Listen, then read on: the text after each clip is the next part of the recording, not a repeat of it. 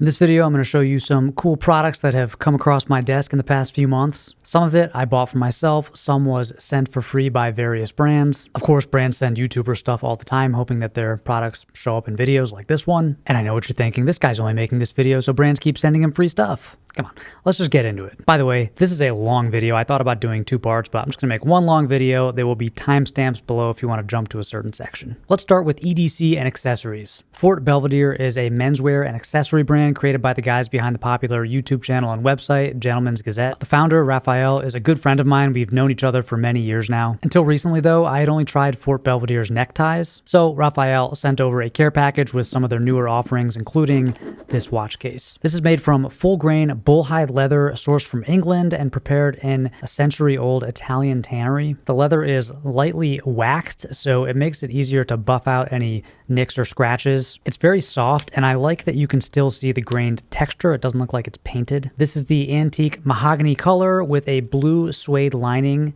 on the interior. The suede is also bullhide, which I guess is a little more durable than other varieties. This version holds 2 watches. It's sort of meant for travel, but I'm just using it for storage right now. This would make a really nice high-end gift for any watch enthusiast who likes to travel. I also got 2 Fort Belvedere card holder style wallets. These are very well designed, other than the quality, which I will talk about in a minute. One thing that sets these apart from other slim wallets or card holders are these little thumb cutouts. This lets you push a card or ID out with one hand. It makes the wallet much more usable. These 2 wallets are made from very different leathers, but they're both handmade in Europe. They both have RFID blocking throughout.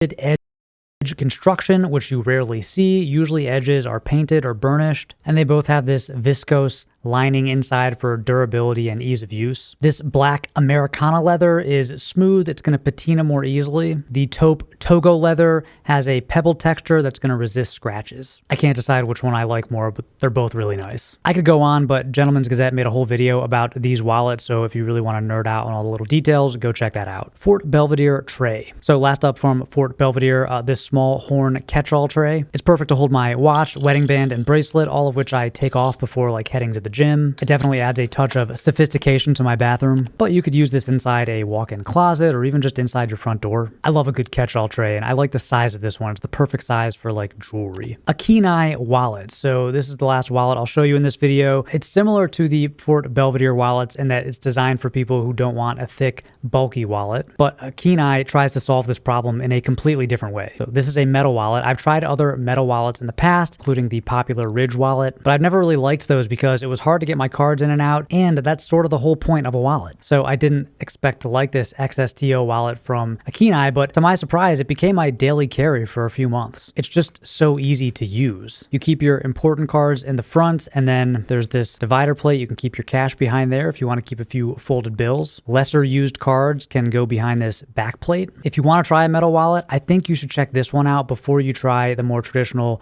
clamshell and elastic band like the one that Ridge makes. Also, Akeeni is a small family-owned company. They are hand machining thoughtfully designed wallets out of their California workshop. You're probably not going to see their ads on Instagram, but they're definitely worth checking out. Vosteed Corgi V knife. I'm not a huge knife guy. I don't carry one all the time other than a small keychain knife that I just use for opening boxes. Still, probably since I make EDC videos every now and then, I do occasionally get a knife sample in the mail. This one is pretty unique due to this patented Vanker lock mechanism, which uses ball bearings for a frictionless experience, which just kind of slides out like that or rotates out. It's a flipper style knife, so you can flick the blade open or swing it open and then it locks in place. It's highly satisfying, very fidgetable, and then you can press the button to swing it back shut. I'm still working on my technique there. I'll get it. I mean, it's a knife. It's not going to open a box any faster than a cheaper or simpler blade, but if you're into knives, if you're into EDC fidget devices, this could be a cool purchase once it's back in stock. Baltic MR Roulette. I love 36mm watches. This one, the Baltic MR Roulette in salmon, is just so wearable. It has a tasteful 44mm lug to lug, a shockingly thin sub 10mm case, and that's including the high domed Hesalite glass. This impossibly thin case is made possible by the automatic micro rotor movement, which provides 42 hours of power reserve. This miniature rotor fits inside the height of the movement, so that's why this case is so thin compared to other automatics. You can gaze upon this little movement through the transparent case back. On its Saffiano calf leather strap. This watch feels light. It stays in place. It doesn't fall to the top side of my wrist. But really, the star of this show is this bronzy salmon colored dial. The subtle depth, the contrasting textures, the off-center subdial, the polished Dauphine hands. It just looks fancy, and it looks way more expensive than it is. Don't get me wrong, it's not a cheap watch at just under $600. And it's not perfect. The movement and most of the other components are Chinese. The crown is unsigned. It only has 30 meters water resistance. But still, for an eye-catching, everyday watch that's very easy to wear and that leans dressy, this one is worth a look. Plus, there are so many strap and dial variations, I think anybody can find a combo that they love. Based in France, Baltic is one of those micro brands that's garnered a lot of respect, even amongst watch snobs, enthusiasts. And I can kind of see why. Like, if you value a unique aesthetic and a lot of bang for your buck, Baltic is a pretty good brand to check out. Wuben G5 Flashlight. Wuben has been making small form factor, multi-use flashlights for about 10 years now. It's a Chinese company, and the factory they use has been in the flashlight business since the 80s. When I hear from a brand like Wuben, I'm never really sure about it. It's like, is this some AliExpress brand? But for my research, including on the flashlight subreddit, and those people know what they're talking about, Wuben is a legitimate brand. Now, I'm no flashlight expert. The G5 is the only sample from them that I've personally tested, but I'll admit, it's pretty cool. It packs a ton of functionality into a surprisingly compact package. The light head rotates 180 degrees, so you can orient it like a normal flashlight or perpendicular. There are two lamps, one white and one RGB. So if you use this little dial, it'll change the brightness of the white lamp or the color of the RGB, depending on what mode you're in. The USB port is hidden under this little slider, so it'll keep it free from dust or moisture. The slider also doubles as a power button. There's a magnet built into the tail, so you can stick this to any metal surface, although it's not the strongest magnet. There's this pocket clip, so I could clip this to a stroller if I'm taking one of the kids for a walk at night. You could clip this to a hat or your shirt or a tent. And this clip also rotates to either side, so you can sort of configure this flashlight to whatever working angle that you need. And to me, the price seems more than reasonable. Again, I'm no expert, but this seems like a pretty good deal for what you get. I'll link to it below in the description. Creed Millesime Imperial. I'm probably not saying that right. Somehow, I ended up on Creed's PR list. Why? I have no idea. I'm not a frag head. I don't really talk about colognes much on this channel. I couldn't tell you the difference between amber and amorous. But hey, not complaining. They sent a bottle of Aventus last year, and I've worn it pretty much every day since. Gotta love that pineapple burst, am I right? Anyway, they recently sent over a striking gold bottle of their Millesime? I'm just gonna call it Millesime Imperial, which is very different, but I think it's just as versatile as Aventus. To me, it smells sweeter and softer. Like if Aventus smells like pineapple, Millesime Imperial smells like watermelon. Definitely has that maritime vibe. It smells like you've somehow managed to retire at a very young age and are spending more and more time in the south of France. I actually feel like women could wear this too. It doesn't smell overly masculine to me. It doesn't have that smoke that you get with Aventus. It just makes me feel clean and well-groomed and exceedingly wealthy. What I'm trying to say is, thank you, Creed. Please don't take me off your list. Okay, let's move on to footwear. I'll give us a little spray before we move on. Oh yeah. Josepht waxed boots. Josepht, or Josepht T, I'm not really sure how you say it. It's a Korean direct-to-consumer footwear brand. Their shoes and their boots are actually manufactured in Seoul, South Korea. This is your classic cut out the middleman, digital-first operation, but I do like their take on the model. Like, they don't have super slick branding. They don't have a website that looks like it cost $100,000 to build. I don't see their brand plastered all over my Instagram stories. They seem to be putting their resources, their money, into product development and customer service, which I love. They make clean, unbranded footwear staples like Gat sneakers, Chelsea boots, and penny loafers, but they do have some more fashion-forward options like square toe zip-up boots, chunky runners, and a really funky hiking sneaker. They sent me a pair of their waxed boots, which are kind of like Blundstones, but made with premium materials. I'm talking a Vibram outsole, Ortholite insoles, and the upper is made from CF Steed calf suede. At $229 full retail, these really aren't more expensive than Blundstone's higher-end options. And I like the way these fit. They're actually similar to Blundstone in my experience. I'm in between sizes, and they don't make half sizes, so I went down to a size 7, knowing that these fit wide. The length is perfect. I love the elastic ankle because it's nice and snug.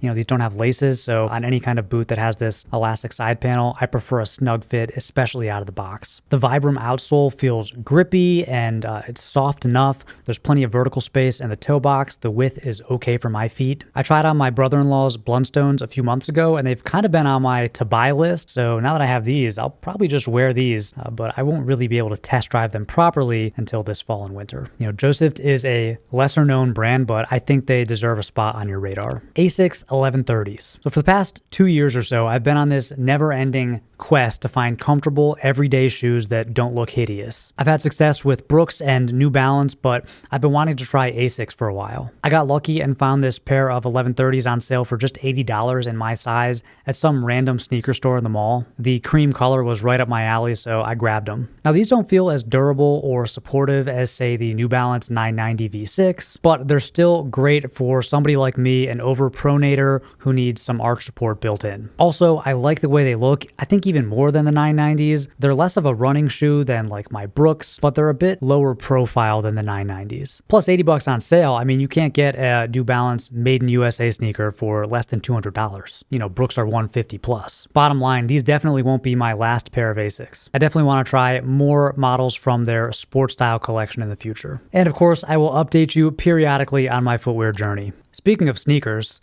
Sneakerasers. So this brand, Erasers.com, sent some samples of their shoe Sneakerasers, which are designed to clean the soles of, you guessed it, your sneakers. I tried these out on a couple of pairs of white and off-white shoes. They work well on the smooth part of your shoe, like the wall of the sole or a smooth leather upper. But honestly, a baby wipe works pretty well too. Even a damp washcloth will get the job done. And these don't work on any textured areas, like the bottom of the sole. Also, from what I can tell, these are melamine foam, which is what magic erasers are made out of. They do have a little chamois on one side for drying, but I'm not sure that's worth the price markup. I appreciate the sample, but this isn't something I'd buy for myself. Last up in footwear, Kyrgies house slippers. So I love house slippers for two reasons. First, we try to be a no shoes inside household, especially in the carpeted rooms like the bedrooms. That means taking off my shoes when I go inside. Second, my house has very hard tile floor in the living room and kitchen. It's actually harder than like hardwood floors, and I noticed that if I go barefoot all day, my feet start to hurt. Hence, house slippers. Now, I've tried a bunch of different brands. I'm always on the lookout for better options. Many are too narrow or too loose. These Kyrgies, though, are just right for my feet. These are made in Kyrgyzstan, a landlocked country in Central Asia that, to be honest,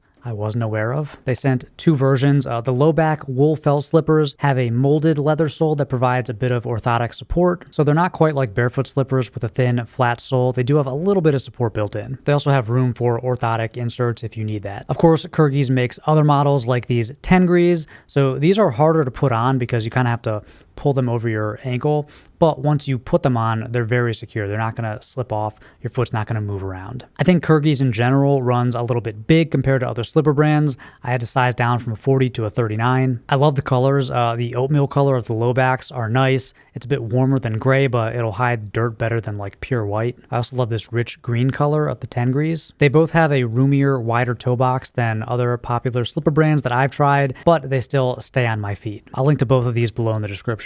Okay, next up, let's talk clothing. First up, American Trench. This is one of those brands that I've admired from a distance for years. My friend John, who used to run the YouTube channel The Cavalier, had one of American Trench's flagship pieces of outerwear. It was this parka, and it was just an incredible garment. Like, it was a work of art. Now the brand makes a bunch of different stuff, including shirts, polos, sport coats, sweats, and socks. They also have a sister brand, Original Equipment, that makes classic sportswear like t-shirts, baseball caps, and these mesh shorts. None of this stuff is cheap. It's almost all made in America, often from American sourced materials. I've never met the founder, Jacob Hurwitz, but I just get the impression that the man is a purist. He just seems like somebody who really cares about the craft of making high quality, durable garments the right way while being mindful of waste and treating his workers fairly. I don't think there are enough of this kind of entrepreneur in the world, and so I just love this brand. The actual products totally live up to my expectations. These Original Equipment, classic mesh shorts kind of remind me of the types of shorts I would wear in like middle school, PE, or playing rec soccer, except except they fit much better. I was a tiny kid. These are a size small, which fit me well. I've been wearing these around the house, but I'd even wear them to work out or to play pickleball. These American Trench socks are also solid. I've been loving white and off-white cotton crew socks lately. They go with any pants and shoes, especially lighter colored shoes, which is mostly what I wear. These have this nice ribbed texture and the retro stripes above the ankle. Definitely a step above your classic multi-pack tube socks that you buy on Amazon. They're just the right thickness to wear with any type of shoe. Plus, you can get them in crew or quarter length. I actually prefer quarter crew if I'm wearing athletic shoes, and crew length with pants. These are high end, but they're not crazy expensive. I don't think they're overpriced. And keep in mind, you're also paying for American materials and labor. So Outlier is another menswear brand that I've admired for a long time, even though I've only tried a couple of their products. Founded in 2008 and based in New York City, which is still where some of their clothes are actually made. This is a very unique menswear brand. They've always prioritized durability. The brand makes sort of techie but also workwear clothes that can take a lot of abuse, so think like pants that you could wear on an overnight flight on your way to an outdoor rock climbing trip. I love this ethos, even though I'm not a rock climber. I just don't like delicate clothes. As a dad with young kids, my clothes do take a lot of abuse. You know, spills and pulling and roughhousing and sweat. I like clothes that can handle this stuff without falling apart. And ideally, I like pants that I can wear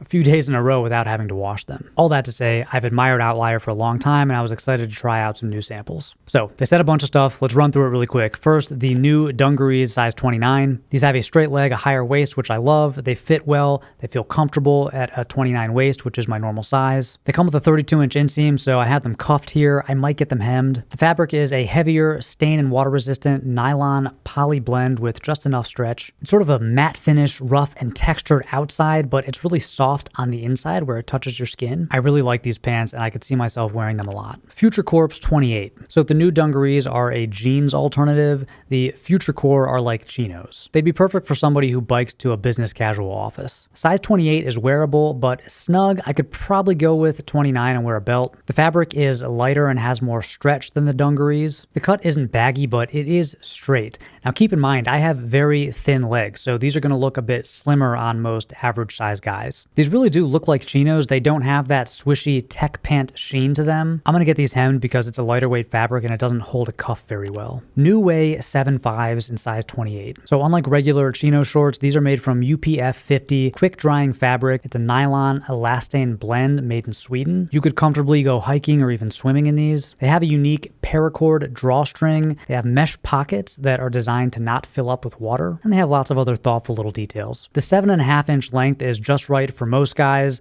I could actually go a little bit shorter to like 6.5 or 6 inches. They also make a 5.5 length version, which I haven't tried yet. Day Dry Merino Cut 1 t-shirt. This is a light and soft merino poly blend tee. It's in a slim, straight, and long cut. If you've never worn a merino wool t-shirt before, they're very comfortable and they don't pick up odor like cotton tees do. So they're a great choice for like hiking or minimalist travel. I love the way this tee fits in the shoulders, the chest, and arms. I just wish it wasn't so long. I did wash and dry it, but it didn't really shrink up, so I'll probably get this one hemmed. I do that with a lot of t-shirts. I'd also like to see this one in other colors besides black. Cotton Weight Merino Cut 2 t-shirt. So this is Outlier's other t-shirt fit. This one is a cotton wool blend. The shape doesn't really work for me. This is a size small. It's very large, more of an oversized drop shoulder look, which isn't really my jam. That said, I do enjoy the feel of the blended fabric and the washed white color is nice. Bottom line here, Outlier is a cool brand. Even if some of the stuff they make isn't for me, I just respect their mission, their dedication to high quality and durable menswear that you can just live in. These are true investment pieces. They're not cheap, but they're made ethically from top of the line materials and they're going to last forever. So, in my opinion, this is very much like a buy less, buy better brand. ASKET is another menswear brand that I have a lot of respect for. They are the epitome of slow fashion. It's the exact opposite of something like Shein or Forever 21. This past fall and winter, I wore a few of their pieces constantly. These chinos, for example, they fit me perfectly. I like that the rise is a bit longer so I can wear them a little higher up on my waist. The leg has a true slim straight fit, and even though the cotton feels kind of luxe, like it has a little bit of a sheen to it, I actually find them very easy to wear casually, like with t-shirts and sneakers. I also like this water-resistant Primaloft vest, which is an excellent outerwear piece for a mild southwest winter like we have here.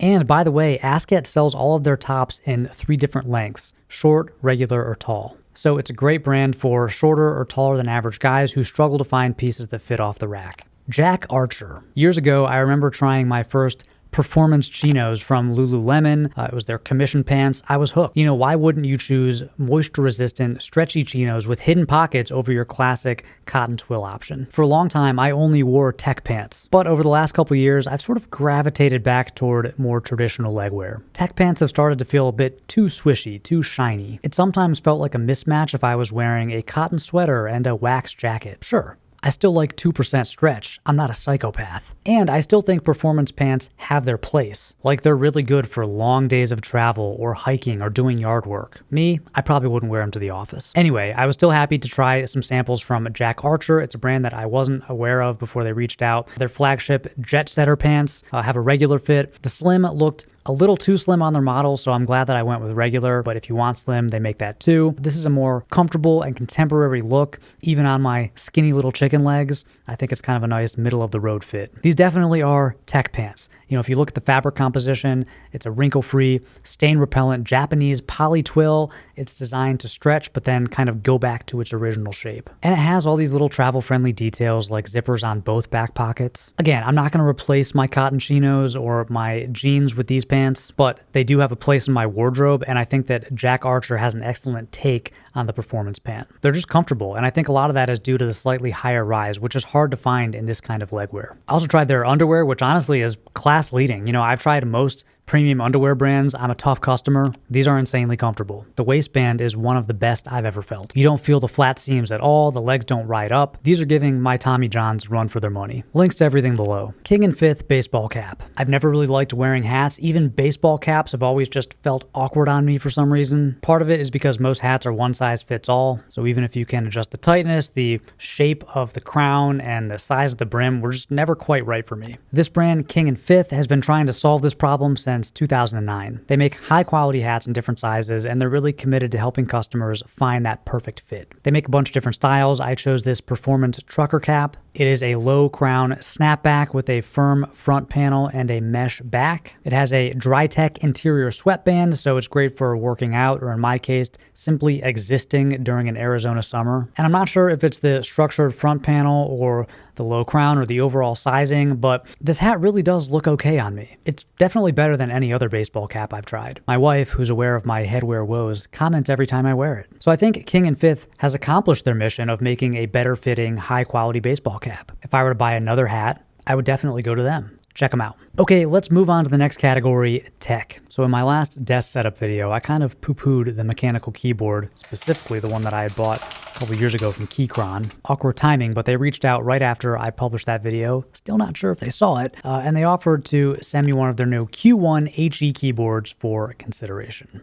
Now, I didn't love my K1 that I purchased a few years ago, but I'll say that this Q1 feels like an upgrade in pretty much every way. First of all, it just looks a lot better. The shell white color with the two-tone green accents is right up my alley. It's a much better fit for my desk aesthetic. I also like the layout. I like that the arrow keys are slightly separated so you can use them by feel without looking down. It's great for video editing. You also have the page up, page down, and home buttons, which you can customize to do whatever you want. You have a full row of function buttons, even a volume knob, which I haven't had on any keyboards. It makes a lot of sense. It's a heavy keyboard. It feels very solid. It's not going to move around on your desk. More importantly, it just feels good to type on. The linear switches are super smooth, and the keys make a pleasant, dampened click when you press them. You can even customize the actuation points for each key, which is overkill for somebody like me, but probably something that like a hardcore gamer would like. Anyway, this sort of redeemed Keychron in my mind. If you're looking at that brand, I would definitely recommend the Q1 series with these HE keys versus the K1 series. Last up, the Boox tablet and e-reader. So this brand Boox specializes in e-readers. They've actually been making them for like 15 years. They offer to send two of their best sellers, the Note Air 4C and the Palma 2. So the Note is an e-ink writing tablet. This is a very niche product, but there's a very dedicated market for it. Some people really want to write handwritten notes on a device that is not an iPad. I kind of get it. Like, you can still get the tactile feel of using a pen and paper, which is especially crucial for visual thinkers or artists, but you don't want all the distractions that come with your phone or tablet. From what I can tell from my research and testing this a little bit, the Note Air 4C is one of the best e-ink tablets that you can buy. To me, it feels pretty similar to the Remarkable 2 that I tested out a couple years ago, but like that one, I can't really find a use case for it in my life.